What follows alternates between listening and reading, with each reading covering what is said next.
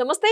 Welcome to our channel. నేను మీ channel. YCP నేత మాజీ మంత్రి విడుదల రజని చాలా రోజుల తర్వాత ప్రెస్ మీట్ పెట్టింది. ప్రెస్ మీట్‌లో కూటమి ప్రభుత్వం మీద దుష్ప్రచారం చేస్తూ వ్యాఖ్యలు చేస్తుంది. మరి ముఖ్యంగా జగన్మోహన్ రెడ్డి హయాంలో మహిళలకు రక్షణ ఉందంట. మహిళలు మహారాణిలాగా చూసుకున్నారంట జగన్మోహన్ రెడ్డి గారు. మరి కూటమి ప్రభుత్వం వచ్చిన తర్వాత మహిళలు చాలా ఇబ్బంది పడుతున్నారని రజని వ్యాఖ్యలను అసలు ఏ విధంగా చూడాలి? దీని మీద పూర్తిగా విశ్లేషించడానికి మన దగ్గర స్టూడియోలో ఉన్నారు. పొలిటికల్ అనలిస్ట్ శ్రీలీల గారు ఉన్నారు. వారిని అడిగి తీసుకునే ప్రయత్నం చేద్దాం. నమస్కారం మేడం. నమస్తే అమ్మా. మేడం, జగన్మోహన్ రెడ్డి గారి హయాంలో మహిళలకి రక్షణ మంచిగా ఉందంట. తర్వాత ఏమో మహారాణుల్లాగా చూసుకున్నారంట మహిళల్ని. కూటమి ప్రభుత్వం వచ్చిన తర్వాత మహిళలకి ఇబ్బందిగా ఉందంట, చాలా కష్టంగా ఉందని విడతల రజని వ్యాఖ్యలు చేస్తుంది. ఆవిడకి విడుదల రజనీకి అసలు వినపడుతుందా కనపడుతుందా ఫస్ట్ చెక్ చేయించుకోవాలి. ఆవిడ ఎందుకు అనాల్సి వస్తుందంటే ఈ మాటలో జగన్మోహన్ రెడ్డి నిజంగా మహిళల్ని మహారాణుల్లాగా చూసుకున్నాడనంటే మరి షర్మిల పరిస్థితి ఏంటి, వైఎస్ విజయలక్ష్మి గారి పరిస్థితి ఏంటి?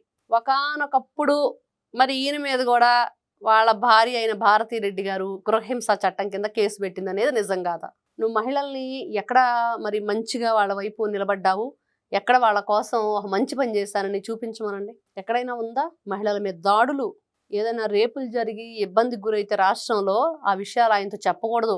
ఆయనకు ఉపయోగపడే చెప్పాలి, డబ్బులు వచ్చాయే చెప్పాలి. అలాంటి వ్యక్తి జగన్మోహన్ రెడ్డి పార్టీ పదవి నుంచి తల్లిని పక్కన పడేసి ఆ చెల్లికి కూడా ఒక పదవి ఇవ్వాల్సి వస్తుందని చెప్పేసి ఎంపీనో ఎమ్మెల్యేనో చెల్లిని కూడా దూరం పెట్టేసి ఈ రోజున ఈయన మహిళలకు పెద్దపీట వేస్తాడు, మహిళల్ని మహారాణులా చూస్తాడు అని అంటే విడుదల రజని జగన్మోహన్ రెడ్డికి చిడతలు కొడుతుంది అనేది అర్థమవుతుంది. మరి అంతే కదా, ఆవిడ కొట్టే చిడతలు ఇవే.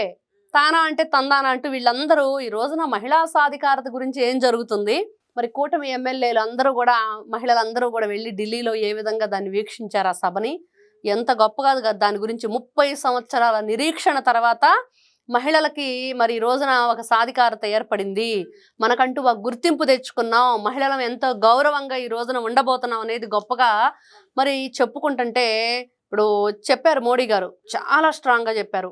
ఎక్కడ ఎవ్వరికి కూడా ఎటువంటి కొరత రానివ్వను, నాది హామీ, నేను ఇస్తాను దానికి హామీ, నాది రెస్పాన్సిబిలిటీ అయినా అంత గొప్పగా చెప్తే అందరూ కూడా దాన్ని ఎంతో చాలా అట్టహాసంగా అందరూ సంబరాలు జరుపుకుంటూ చాలా హ్యాపీగా ఫీల్ అవుతుంటే ఈ రోజున ఈవిడొచ్చి మోడీ గారిది కూడా కాదు, ఆ క్రెడిట్ అంతా మా జగన్ అన్నదేనని చెప్తుంది. ఇది అసలైన కామెడీ అంటే. ఈ రోజున జగన్మోహన్ రెడ్డి ఏం చేశాడు?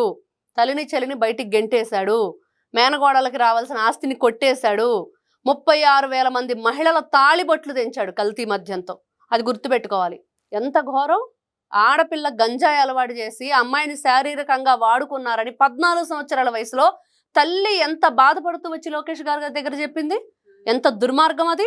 మీ దగ్గర మహిళలకు రక్షణ ఉందా? ఎలాంటి రక్షణ కల్పించారో చెప్పాలి విడుదల రజని. జగన్మోహన్ రెడ్డి ఇంటికి కోతవీడి దూరంలో మహిళ మీద అఘాయిత్యానికి పాల్పడితే మరి జగన్మోహన్ రెడ్డి ఏం చేశాడు? పిన్నతల్లి తాలిబొట్టు తెంచిన జగన్మోహన్ రెడ్డి ఈ రోజున బాబాయ్ కూతురైన ఒక ఆడపిల్లకే నువ్వు న్యాయం చేయలేక 5 సంవత్సరాలు ముఖ్యమంత్రిగా ఉండి ఏం వెలగబెట్టావు? నువ్వు ఏం చేసావు? నువ్వు రాజ్యాధికారం ఇస్తే నువ్వేం చేశావు అంటే జగన్మోహన్ రెడ్డి ఏం చెప్పలేడు. ఎంత దోచుకున్నాడు, ఎంత దోచుకున్నాడు, అందరు కలిసి ఎంత పంచుకున్నారో అయితే లెక్కలు ఉంటాయి, కానీ మరి ఇంకేదైనా అడిగితే తెలియదు, గుర్తులేదు, మర్చిపోయా అనేది మాత్రం బాగా చెప్తారు. వీళ్ళు ఆడపిల్లని బాంబే నుంచి తీసుకొచ్చి నిర్దాక్షిణంగా బంధించి ఆ అమ్మాయికి మెన్సెన్స్ టైంలో శానిటరీ ప్యాడ్ కూడా ఇవ్వకుండా ఎంత దుర్మార్గంగా ప్రవర్తించారు ఈ నీచులు. ఏ విధంగా చెప్పాలి దాని గురించి? దానికి విడుదల రజని సమాధానం చెప్పిద్దా? మహిళలంటే ఏంటి, వాళ్ళు సృష్టికి రూపం. అట్లాంటి మహిళల పట్ల మీరు ఎంత అమానుషంగా ప్రవర్తించారు, ఎంత దుర్మార్గంగా ప్రవర్తించారు. అమరావతి మహిళా రైతులను ఏమన్నారు? వేశ్యల రాజధాని అన్నారు వీళ్ళ ఛానల్లో. మరి వీళ్ళ దుర్మార్గానికి అంతుందా? ఆ రోజున ఎక్కడికి వెళ్ళింది విడుదల రజని? చెప్పమనండి సమాధానం. విడుదల రజనీకి నిజంగా చెవులు పనిచేస్తుంటే, కళ్ళు పనిచేస్తుంటే, ఆ బుర్రలో గుజ్జుంటే ఇలాంటివన్నీ గుర్తు చేసుకోవాలి, సమాధానం చెప్పాలి బయటకు వచ్చి. అసెంబ్లీ సాక్షిగా మనుషుల్ని పుట్టుక గురించి మాట్లాడుతూ మహిళల క్యారెక్టర్ని అసాసినేషన్ చేస్తుంటే మరి ఏ విధంగా చెప్తుంది విడుదల రజని? అప్పుడు ఎక్కడికి వెళ్ళింది? అమరావతి మహిళల రైతుల్ని పొత్తి కడుపుల మీద బూట్లు కాలుతో తంతుంటే వాళ్ళ శరీర భాగాలు తాకని ప్లేసుల్లో తాకి గిచ్చి రక్కి వాళ్ళని ఈడ్చుకెళ్తుంటే జుట్టు పట్టుకొని రోడ్ల మీద ఆ రోజున ఎక్కడికి వెళ్ళింది? కోతవీడు దూరంలోనే కదా ఉంది అమరావతి రైతులకి. బుద్ధి ఉందా రజనీకి? జ్ఞానం ఉందా? నీకు పని చేయట్లేదా బుర్ర? నువ్వు అసలు ఆడపుట్టక పుట్టావా అని అడగాలనిపిస్తుంది ఈ రోజున. కడుపులో మండిపోతుంది ఈ రోజున. ఎందుకంటే ఒక మహిళ అయ్యుండి జగన్మోహన్ రెడ్డిని పొగుడుతూ మహిళల్ని మహారాణుల్లాగా చూశాడు అంటంటే మరి మండదా కడుపులో? ఎంత కోపం వస్తుంది. ఎన్ని రకాల అఘాయిత్యాలు చేశారు మీరు అధికారంలో ఉన్నప్పుడు. మహిళల్ని మహిళల్లా చూసారా? వీళ్ళ వాలంటీర్ల దగ్గర నుంచి ప్రతి ఒక్కరూ ఎన్ని రకాలుగా. పిన్నెల రామకృష్ణారెడ్డి అఘాయిత్యాలు ఎన్ని ఉన్నాయి, ఒక పెద్దిరెడ్డి రామచంద్రారెడ్డి అఘాయిత్యాలు ఎన్ని ఉన్నాయి, సజ్జల రామకృష్ణారెడ్డి. మరి వీళ్ళు సోషల్ మీడియాలో ఫోటో మార్ఫింగుల దగ్గర నుండి నిర్దాక్షిణంగా అసలు మహిళల పట్ల మాట్లాడకూడని మాటలన్నీ ఈ రోజుకి కూడా మనం వీడియోలు కామెంట్ల కింద చూస్తున్నామే. నీచాతి నీచమైన ఈ నికృష్టుల భాషని, ఈ పిల్ల సైకోలు మాట్లాడేవన్నీ కూడా మరి రజనీకి తెలియట్లేదా? ఎక్కడ జగన్మోహన్ రెడ్డి మహిళలను అంత గొప్పగా చూశాడు? ఈ రోజున ఇంట్లో తల్లికి చెల్లికే న్యాయం చేయలేని వ్యక్తి మహిళల్ని మహారాణుల్లా చూశాడంటే ఎవరైనా నమ్ముతారా? నవ్వుతారు ఎవరైనా సరే. జగన్మోహన్ రెడ్డి మహిళల్ని ఏ రోజైనా గౌరవం ఇచ్చాడా అంటే ఇవ్వలేదని చెప్పి చెప్పడానికి ఇన్ని నిదర్శనాలు ఉన్నాయి.